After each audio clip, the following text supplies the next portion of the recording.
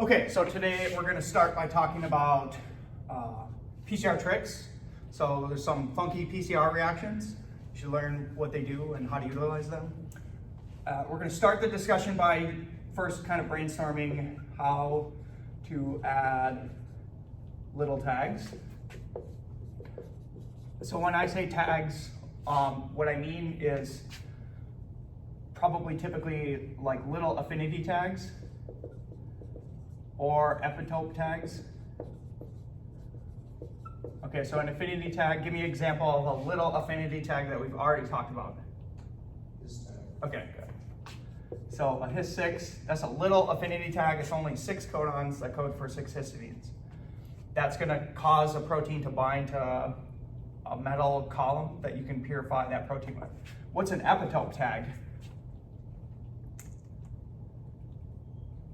So an epitope tag is when you're adding a, what would you call it? It's a little sequence that can be recognized by an antibody. So sequence, recognizable by antibody. What would that be useful for? So if you have X and then you have a little tag, some examples of these are like flag tag or what's another little one? V5. These are 2 different epitope tags. Why would it be useful to have a little sequence that can be recognized by an antibody? What do you use antibodies for? What experiments that we've talked about utilize antibodies? Did you use them to like select? No, not selection. Like detecting whether or not certain Detecting proteins? Yes. What is the experiment that requires an antibody to detect a protein? Western blot? Yes. So for example, if you had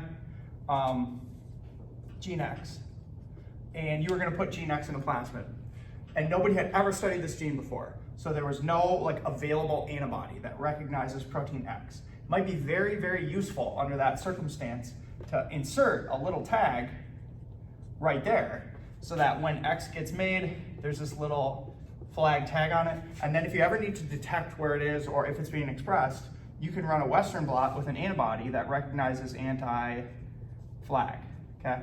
So anti-flag, that means there's some antibody that's been produced that you can buy that recognizes flag. So it's a way to detect your protein without having an antibody specifically for your actual protein. Okay, so these are 2 examples of like little tags that are very useful in experiments. Okay, so how do you think you add these tags?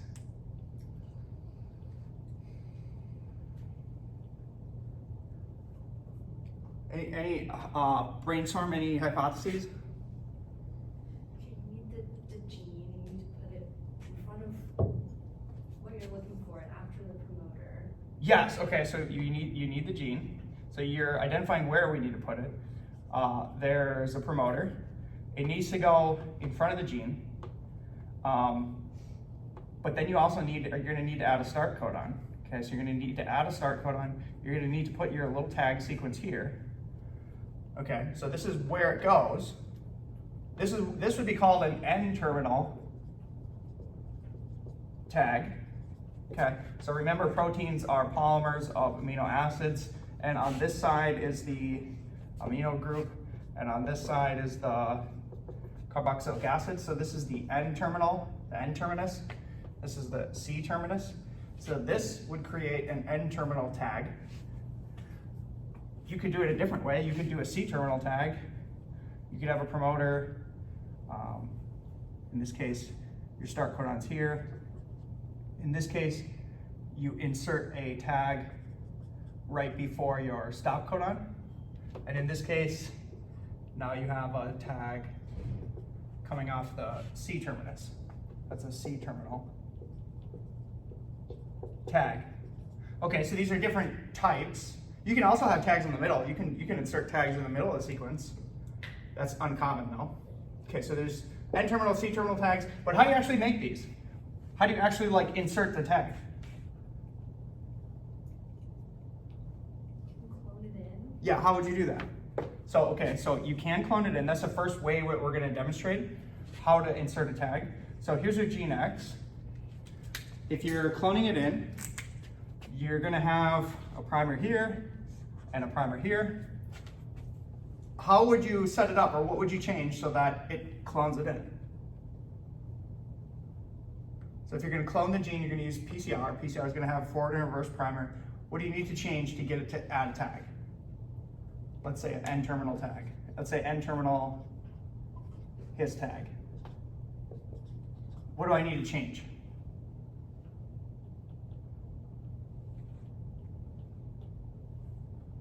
So, okay, so if you do a PCR reaction with these primers, you're gonna produce a product that looks like this. This product is just encoding gene X, there's no tag. So where should you put your tag to insert it into the product? Really? It's hard? Okay, so where did we put our restriction enzymes? When I went through the whole process of like cloning a gene with restriction enzyme cloning, where did the restriction enzymes go? Where did we insert those sites? On either side. So imagine blue is restriction enzymes. We inserted restriction enzyme sites onto our primers, and we also inserted little 4 base pair overhangs so that the restriction site would work. Okay, that would generate a product that looks like this.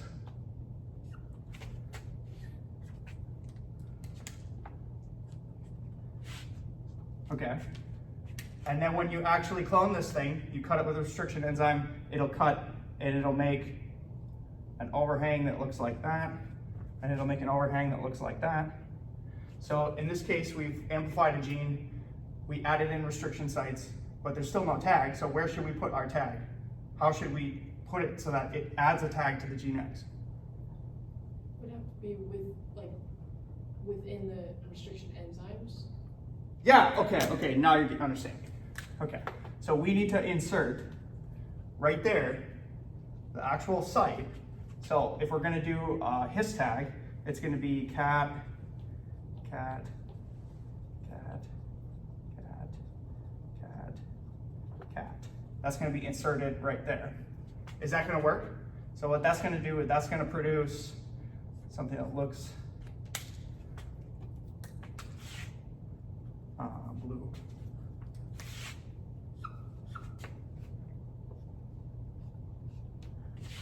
That's going to produce this. Okay. Did we do it correctly? Did it work? The tag's in the right spot, but what's missing? So if we clone this into a plasmid, here's the promoter. What's missing that we forgot? There's one key thing that we forgot when we added this in. It needs to go right there. Is it the star code? Yeah, okay. So actually what you need to add in is that, ATG, cat.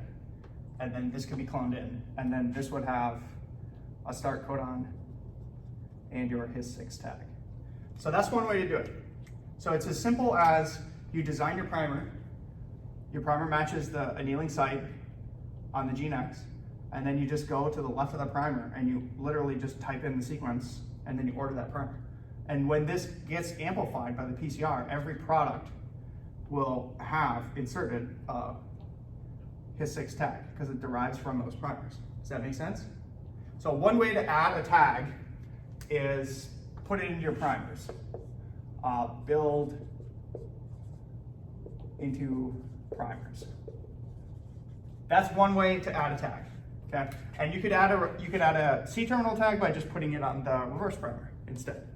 Okay, so does that make sense? Like the concept that you need to understand is that when you design your PCR primers, you can literally just throw things into the primer and it will then get incorporated into the product. Okay. How will, since it's probably we're talking about this, how will this affect the annealing of that primer? So now we have a primer that kind of looks like this. We have a primer that looks like this. Will that change the annealing? Well, now you have more base pairs, so wouldn't you have a higher temperature? So that's the thought, everybody thinks that, but this is not actually like annealing to anything, really, except maybe downstream in the cycles once it's using this as the template. But in the beginning, it's just this part that's annealing.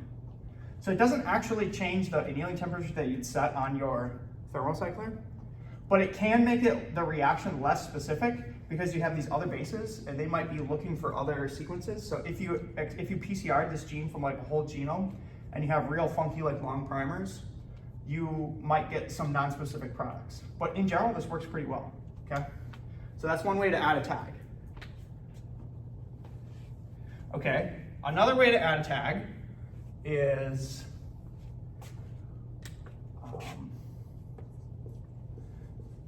cloning in frame. Okay, so in some plasmids, you can buy a backbone where here's a multi-cloning site, here's a promoter, here's a start codon ATG, here's a his tag, it's a his6 tag, and then the multi-cloning site comes after the his6 tag. So this is a separate way to add a tag. In this case, the tag is not getting put onto the gene when you PCR it. You're PCRing the gene with a normal forward and reverse primer. But then when you clone it in with your restriction sites, once you clone it in, since the promoter's here and the start codon's here, as long as you clone this in frame, so if it's in the proper frame, remember there's 3 frames, as long as it's in frame, the RNA polymerase will transcribe it like this, and then when it gets made into a protein X, it'll have its his6 tag, because it's got it included. But this is a separate, you understand, there's a separate way to add a tag. Some backbones come with a built-in tag. So if you clone into that site, it'll just tack a tag on. Other plasmids, other backbones will just be a pure multi-cloning site. So depending on like where you're going, where your destination plasmid is, you might either choose this strategy or this strategy to like add a tag, okay? Here's a question. Will this strategy work for a GFP tag? Why? Yeah, you're right. No, it will not work for a GFP tag. Why? It's too big. Yeah, it's just too big. So remember, GFP is like an entire protein. So you can't really realistically build a primer that is essentially like a tiny 24 base pair annealing and then like 1,000 base pair tag sequence. So this only works for like little tags. Okay, so keep that in mind. Okay. The third way to add a tag, and there's others, like there's other ways. The third way to add a tag is this reaction called SLIM, which I'm gonna teach about now. So you use SLIM in the case where you have, say, a backbone, and you have a promoter or something, you have a backbone, you cloned your gene X in, and for some reason when you cloned it in, you didn't do this and you didn't do this, but later you decide you want to add a tag. Okay, so if you already have the gene cloned into the plasmid and you like this plasmid, you want to keep working with it, you can actually use a PCR reaction to insert a tag, and that is with this SLIM. So that's why you would use this SLIM. Okay. Before I go more into this, let's just briefly, in theory, you could do this. You could also do restriction enzyme cloning. So you could, in theory, you could design a his tag with a restriction enzyme 1, restriction enzyme 2, and then you could have gene X with restriction enzyme 2, restriction enzyme 3, and then if you had a plasmid that looked like this with a multi-cloning site that had 1, 2, 3, you could digest this, digest this, digest this, and then you could ligate it together in 3 chunks. So this would be, the backbone would be chunk 1, this one would be chunk 2. This one would be chunk 3. Why would you not really want to do this? Can't tell if it worked or not. Oh, you can tell if it worked or not. You can do Sanger sequencing. You can Sanger sequence it. You can see if it worked.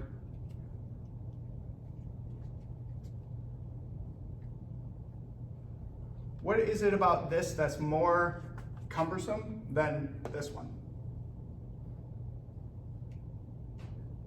How many things am I working with here as opposed to here? So here you have kind of like 2 discrete things you need to produce and get them to come together. In this case, or this case, you're not cloning these things separately. In this case, the his tag is already on the plasmid. In this case, you're putting the his tag into your primers, and so it's just automatically getting incorporated in. So in theory, you could also like do this in theory with restriction enzyme cloning, but now you're working with multiple restriction enzymes. Every single one of these restriction enzymes that you use adds like a little, what's called a scar, where this site gets added in. And so you might not want that sequence in your gene X. And it's increasing the amount of steps that you have to do. You'd have to purify this, you'd have to purify this, you'd have to purify this. Whereas in this one, you only have to purify 2 things, okay? So you should start to understand that there's multiple ways to skin a cat. Like you can add tags in multiple ways. Some of these are easier and some of these are harder, and you need to be able to think through which ones are going to be easier, which ones are going to be harder. And you don't want to be experimentally picking the hardest way to do something that might be a lot easier with another methodology.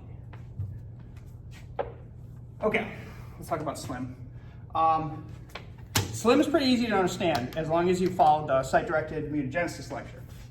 So the way that SLIM works is it's very similar. You have your gene X, you have your plasmid, okay, and it's a PCR reaction.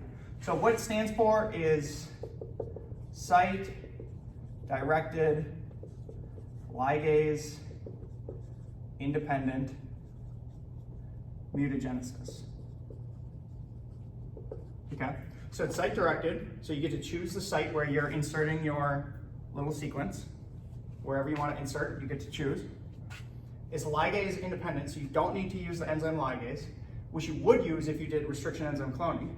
Okay, so in this case, you still have to use ligase. In this case, you do not have to use ligase, so it's kind of like a simple way to remove a step. And it's a mutagenesis reaction where you're taking a plasmid and you're mutating it in a way where you're inserting something, okay? So the difference between SLIM and site-directed mutagenesis, what was site-directed mutagenesis used for? What was its utility? Change the single base pair. Yeah, you're changing like a codon, or you're making a SNP, single nucleotide polymorphism, changing one amino acid, etc. You're changing like one thing. SLIM is where you use it when you want to insert like a small tag.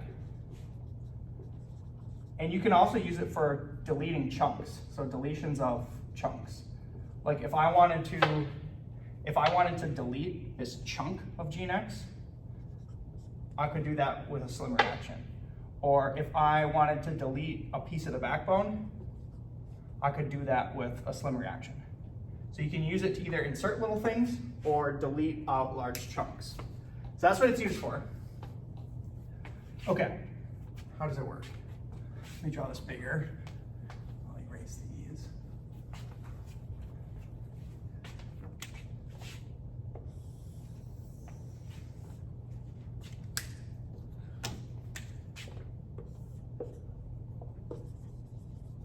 Okay. So in this case, SLIM has 4 primers. So it's a funky PCR reaction, this weird PCR reaction where you have 4 primers. You have a forward prime, a reverse, and a reverse prime, okay? So the forward primer matches just like that. So this is just like a standard primer. Maybe it's about 24 base pairs long that just matches wherever you're gonna wanna insert the tag. So let's say we're gonna make a N terminal His6 insertion. That means the insertion site is right there, okay? That means that this primer begins with ATG and goes to some GRC about 24 base pairs down, okay? That's the forward primer. Then there's a forward prime, okay? The forward prime is exactly the forward primer, the exact same sequence, except you add your insertion. So let's say our His6, which means it would be ATG, cat, cat, cat, cat, cat, cat. Yeah. So it's exactly the same thing with your insertion. Okay. And then you have reverse primer, which is right to the left of the insertion site, going the other way. So it's like this. Okay. And then you have your reverse prime, which is exact same thing with your, it'd be your reverse complemented His6 tag. Okay, so it looks like this. Okay, so having visually drawn this out, I'll draw out the products in a second. But what's going to happen is, just like the site-directed mutagenesis, where you're going to run this PCR reaction, and the PCR is going to go all the way around the plasmid, and it's going to generate these various products that derive from these primers. Can anybody visually see and try to explain to me what I'm trying to build? What's going to happen when we run PCRs with these 4 sets of primers? Can anybody just sort of intuitively see what's happening?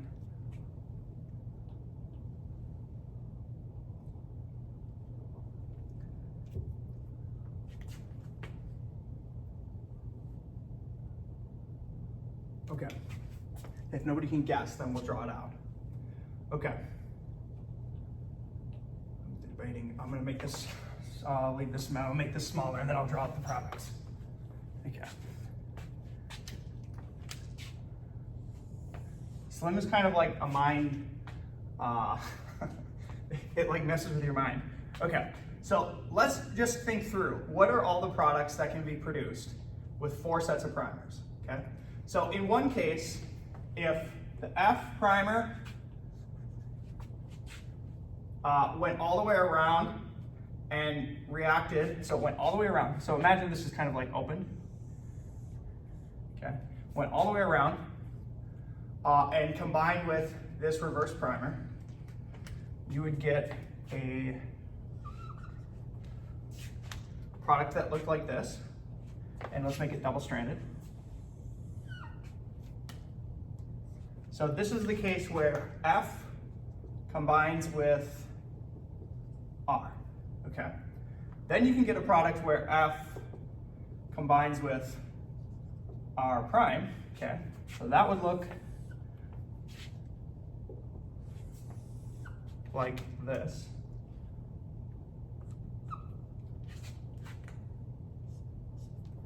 Okay.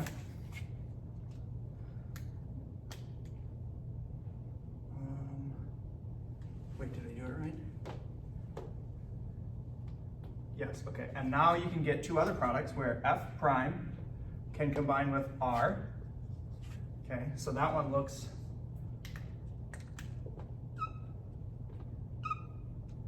like this. Okay, and then you can get F prime plus R prime, which gives you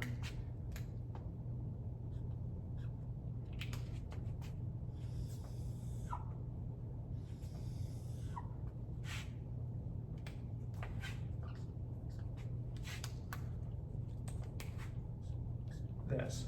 Okay, so if we run this PCR all the way around the plasma, the possible products that can be produced are these 4 products.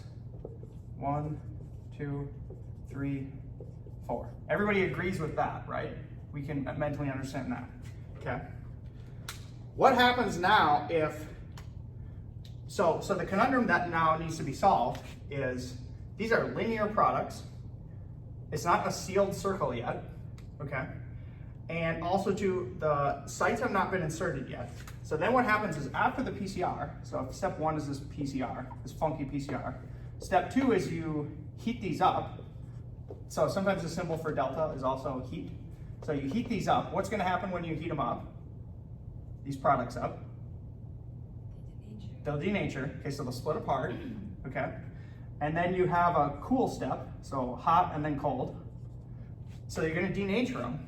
They're gonna all mix together, and they're gonna come back together. And one of these combinations will be able to come back together as a circular plasma. Can anybody see which one it is? How would you combine these products? So you split everything apart, you mix it up, you cool it back down so they come back together mixed. Which of the combinations can come together in a way that seals the plasmid in a circle? 1 and 4.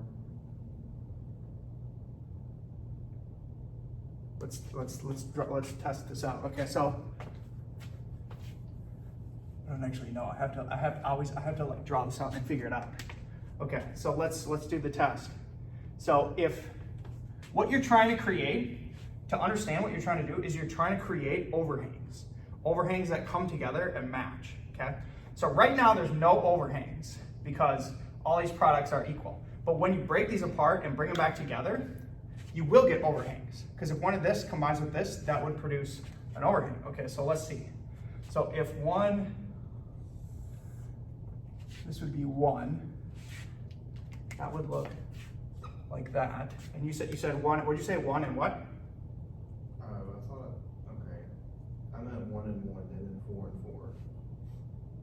Like, coming together. Hang on. Let's figure it out. So it would be one of these you need the top, the longest one. I think it's this one. So let's do 2.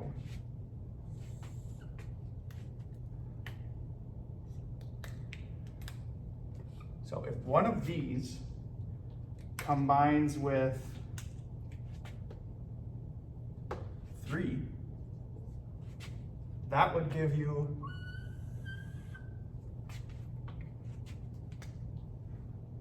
this. Now do you see what can happen? So these hydrogen bonds, that's the tag, they match that. So what can happen? I think, did I do it right? You create a situation where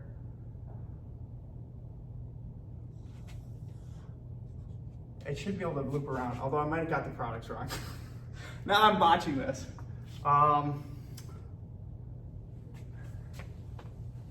If it wasn't that, which one would it be?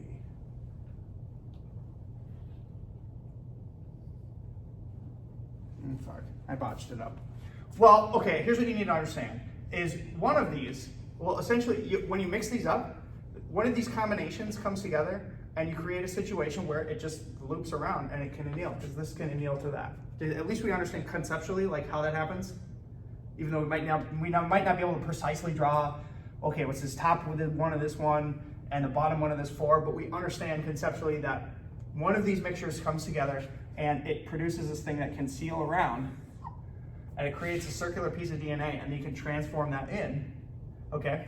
And it's because of the overhangs, right? It is because of the overhangs. That's a key point, yes. So you are understanding, like you're conceptually understanding what's happening. You create these overhangs, it wraps around. The next step then is, in this tube, we have multiple products. We have synthetic products from the PCR, and we have the template. So remember, how do we get rid of the template? That was the original plasmid that we PCR'd around. How do you get rid of that?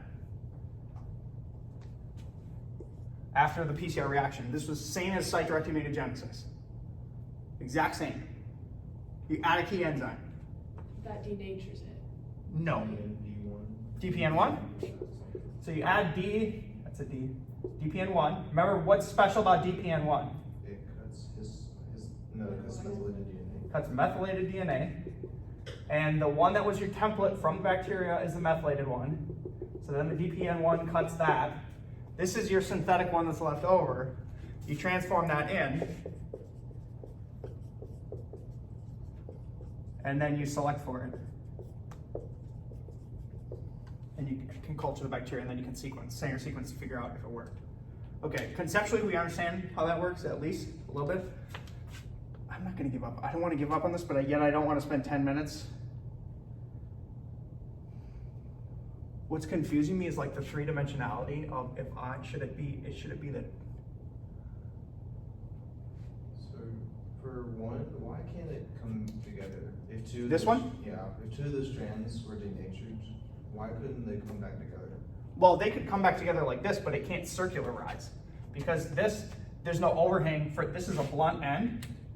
That's a blunt end. So there's no like overhang hydrogen bonds that can, they have nothing to grab onto because this is just blunt ends. Does that make sense? Yeah. So it's the reason that you get this overhang is because some of these products, because some of these primers are longer, they can generate these overhangs. So like this is definitely one of them because this is the longest product. That's definitely one where this is going to generate an overhang, and it's going to generate an overhang with,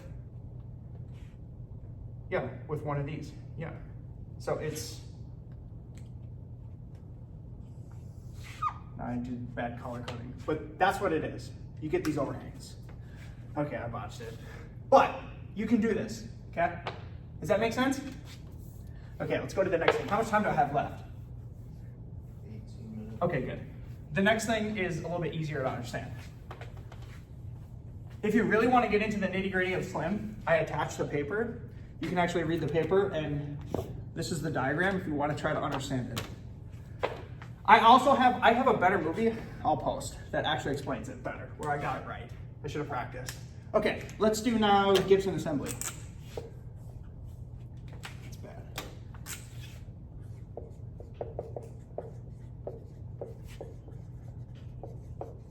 Okay.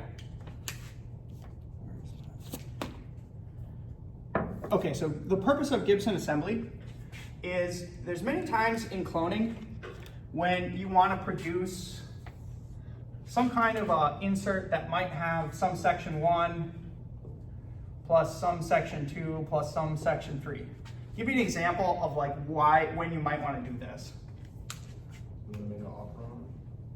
Yeah, that's a good idea. Okay, so if you wanted to like make some kind of a synthetic operon, you might want to clone one gene, so let's call this gene 2, and you might want to have immediately upstream of it some gene 3, okay? And maybe you want a special promoter here. So you see how you might be presented with a situation where you want to clone multiple chunks into one plasmid all in one reaction. If you were to do this with restriction enzyme cloning, you're going to have 1, 2, 3, 4 different restriction enzymes. So do you see how this would get complicated?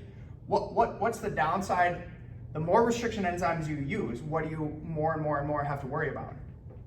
It cutting itself? Yeah, it cutting itself. So if you use 4 restriction enzymes, it's actually pretty likely that there might be an internal 4 here, and then you can't do it. Or if there was an internal 1 here, you can't do it, okay? So you see how making more and more larger and larger things that get more and more complicated essentially becomes impossible with restriction enzyme cloning, because there's just, you'll see those sequences internally in the things you're trying to clone. So Gibson assembly is a way to like solve this problem. It's a way to clone without using restriction enzymes, cloning multiple things at the same time without using restriction enzymes, okay? And the way that it works is you create products. So let's call this product 1. Let's call this product 2. Let's call this product 3. And let's make this the plasmid, okay? And what you do is you create homology regions. So homology means what? One thing. It says, what? Similarity. Similarity, it's the same sequence. So imagine if on your plasmid you have a sequence right here, and that's the same sequence as right here. And let's say here is the same sequence as right here, and then here is the same sequence as right there. Running out of colors. And then here is the same sequence as here. Okay, so these would be you create little homology regions. First question is, how would you create these homology regions? When you're cloning the gene, you add it to the primer. Exactly. So when you're, very good. So when you're designing your primers, all you need to do is look up. So look with your eyes, what is this sequence right here? Add it to your primer, okay? And then when you create this PCR product, as long as you're using that primer, it will get incorporated into the product. Ditto with the blue.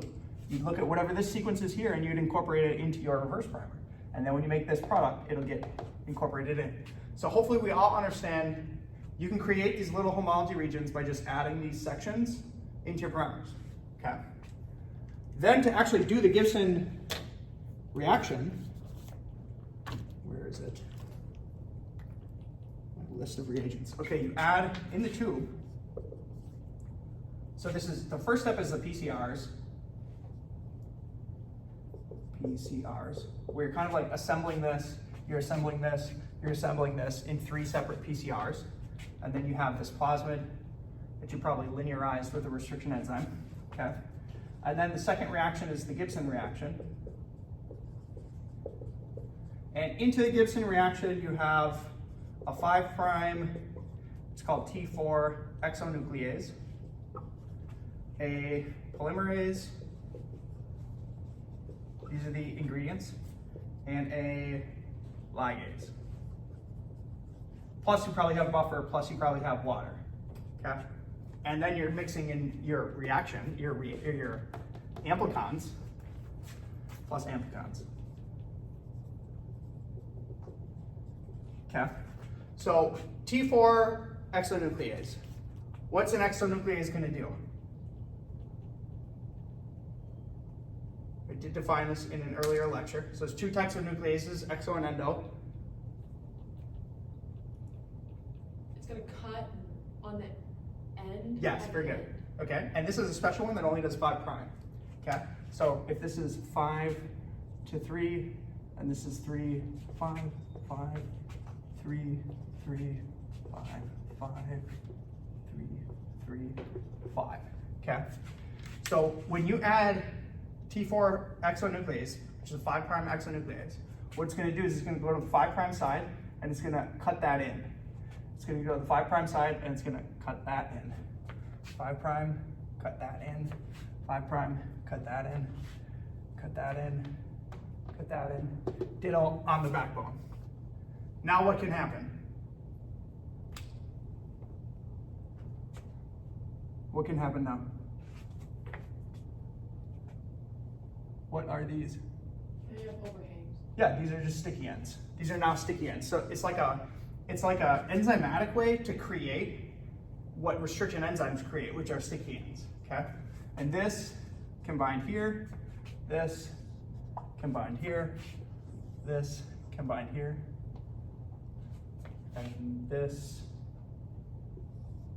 combined there. So now you have annealing of all the pieces together, okay? And then what will the polymerase do?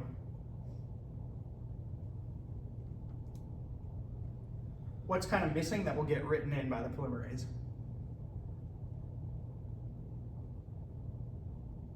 So imagine this went in a little bit further, this went in a little bit further. What's missing that will get written in by the polymerase? So remember, this is like, I'll actually draw it.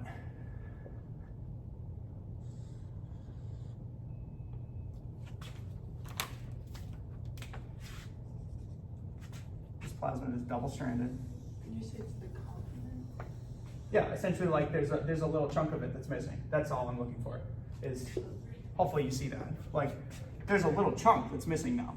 Right there? Make sense? That has to be like filled in. So the polymerase will now fill that in. Okay? So now all the like gaps are now filled and it's all bound together. And then the ligase will do what? Glue it back together. So the seal phosphate backbone.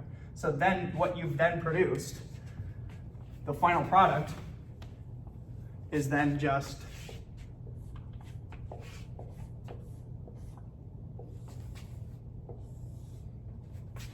with your different colors. These are just the homology regions. Now it's all sealed. And we've cloned 1, 2, 3 things all together at the same time in the same tube in the same reaction. See how cool that is? Yeah, okay. So with Gibson, you can assemble up to 6 things at a time. As you go more and more and more, the efficiency goes down further. But now you get a sense of, so like the power of Gibson is that you can just do these simple PCR reactions where you're just tweaking the primers a little bit, and you can build very complicated sequences. You string them together, you run it in one reaction, it does this, you transform it, and then you select for it. You recover it. Okay, any questions about that? How much time do I have left now? 9 minutes. 9 minutes, okay. So there's more tricks. Okay. So it's also worth talking about, you might call this gene synthesis. Okay. So today, I mean, when I was a graduate student and a postdoc, we did Gibson assembly, we did PCR cloning. I still do PCR cloning. We did all these SLIMs and these site-directed mutagenesis. Nowadays, it's almost more cost-effective to literally just do what's called gene synthesis, where you go to a company, you on a text file, you type out your sequence that you want, and you put in an order, they make it for you, and they send it to you. And you can even have them subclone it into particular things. So you can do this nowadays, and the way that they do that, okay, what they do is that they make little oligos. So what's an oligo? Little fragment, okay, so it's just like a primer. A primer is equivalent to an oligo. So imagine if you wanted to make your own gene, gene Z, which is a very special gene.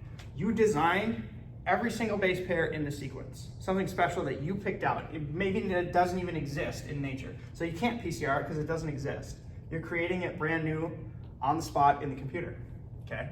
You can synthesize this. And the way that you synthesize it is they look at the sequence, they design little oligos that have overhangs like this.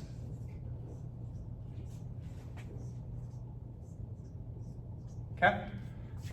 So in the same way that you can just order a sequence of 24 base pairs for your primer, if you synthetically order a few of these with overlapping sequences that will anneal together, you can literally create a construct that then has a sticky end here, that you can just literally clone into a plasmid. So the point is that with just using algorithmically designed oligos that they order, they can synthesize any gene, any sequence that you possibly want. They can put it into a plasmid and send it to you, okay? So know that this is possible, and that this is often nowadays the most efficient way to get cloning work done. The reason I teach all the other things is because oftentimes this can be very expensive. So if gene Z is like 5,000 base pairs, that will typically run you something like $2,000. That's pretty expensive. If gene Z is 300 base pairs, it's probably only like $200. So depending on the length of the insert, the longer and longer and longer it gets, the more cost prohibitive it becomes, okay? And so there are many situations where maybe you want gene Z, but you don't just want gene Z, you want gene Z and mutant gene Z. Maybe you want mutants 1, 2, 3, 4, and 5, and you want to compare 6 different alleles of gene Z. If that's the case, you don't want to spend 20 grand buying a bunch of these. You just buy the first one, and then you can do site-directed mutagenesis to produce your other ones.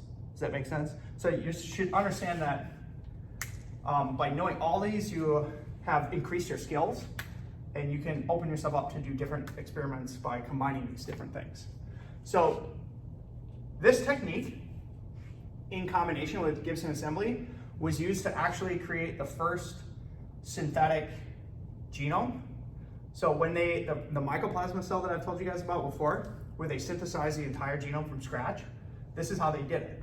They build little sections with oligos, and then they assemble larger sections together with Gibson assembly, and they put them on plasmids, and then later they recombine the plasmids together to create entire chromosomes. So nowadays we're so advanced, you can type out a computer sequence on a whole chromosome, and a company can synthesize that entire chromosome and send it to you in a yeast background, okay? Okay, so this is a ton of PCR tricks. Any questions? Okay.